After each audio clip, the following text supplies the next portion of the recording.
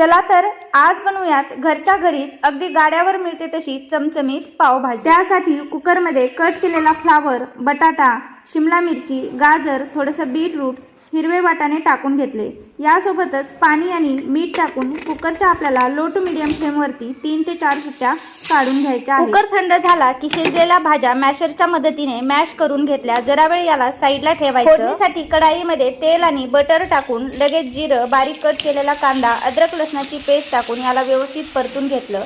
मसाल्यांमध्ये लाल तिखट, पावभाजी मसाला, हळदी पावडर, धने पावडर टाकून थोडंसं पाणी टाकायचं म्हणजे मसाले जळत नाहीत। तेल सुटेपर्यंत याला परतून घेतलं की लगेचच बारीक कट केलेलं टोमॅटो आणि मीठ टाकून याला सुद्धा परतून घ्यायचं। शेवटी मॅश केलेल्या भाज्या यामध्ये टाकायच्या, याला व्यवस्थित मिक्स करायचं आणि एक उकळी येईपर्यंत शिजून घ्यायचं। बारीक कट केलेली कोथिंबीर टाकायची, थोडंसं बटर टाकायचं आणि अशा प्रकारे इथे आपली पावभाजी खाण्यासाठी बनून तयार आहे। थँक्यू।